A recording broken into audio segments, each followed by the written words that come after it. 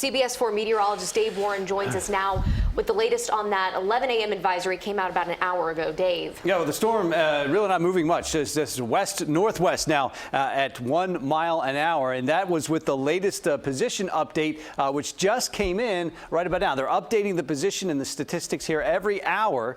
So there is a little northwest movement because this latitude here, just before 5 o'clock this morning, 26.6. Then it went to 7, then 8, just a little bit, about 1/10 of a degree, but that's good for about, say, 9 to 10 miles each. So close to 20 miles is moved to the north. Could be a big impact here because there's such a wide range of wind gusts and over just a short period, a short distance. Category 4 now, 922 is the pressure. It's been over the same area, so oftentimes that'll pull up some of the colder water, but it's just devastating to say that we have to say it is down in intensity to 155 miles an hour. The thing we want to look at now is the actual storm size. These are tropical storm force winds extending 140 miles out from the storm. So that is very close to West Palm Beach. And we've already seen some gusts over 40 miles an hour as the storm slowly moves to the northwest, which is forecast to do. There's good agreement with that. Well, then that area could come with it. But that is by tomorrow morning. That's by tomorrow afternoon. So just about 24 hours, it's only moved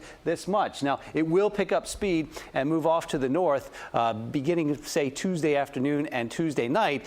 The only concern is if it jogs a little farther west, it could have impacts here, but especially up the coast here if it gets a little closer to the coastline. Off to Georgia, North Carolina, South Carolina as it continues to weaken and race off to the North Atlantic by Friday and Saturday. But over the last 12 hours has not moved much and just over the same area, that eye wall, the most destructive part of the storm right over Grand Bahama. But now you can see it's slowly beginning to lift to the north. The eye a little more ragged, so maybe that's why we see that drop in intensity. But the actual wind size is what we are focused on now. The winds extending out from the center, so even though the track may not be over you or just to your east, the tropical storm force winds extend well outside of that. 45 miles out for hurricane force wind, tropical storm force wind 140 miles out. And as the storm moves to the northwest over the next 24 hours, well, that area could work its way into the Palm Beach County.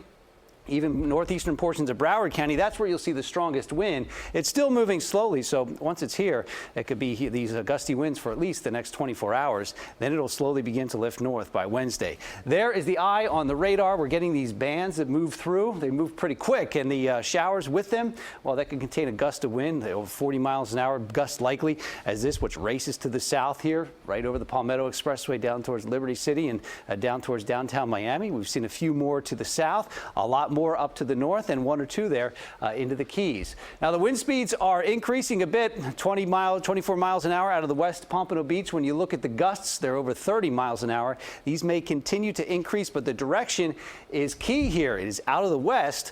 We have that tropical storm watch for Metro Broward and off the coast, a hurricane watch up in Palm Beach County, hurricane warnings there to the north. And these are storm surge warnings. Notice it stops there once you get north of Broward County. We have the west wind here. But we have pictures coming in from Daytona. This is courtesy of EarthCam. They are dealing with north to northeast winds, so that's where you see the storm surge problem. And these winds could actually begin to increase as the storm slowly moves north. Now, timing of these winds picking up, well, they're increasing now, but overnight tonight to tomorrow morning, they could really be picking up gusts over 40 miles an hour, tropical storm force, and then it'll slowly lift north. But notice we're still in this area, which is seeing that gusty wind.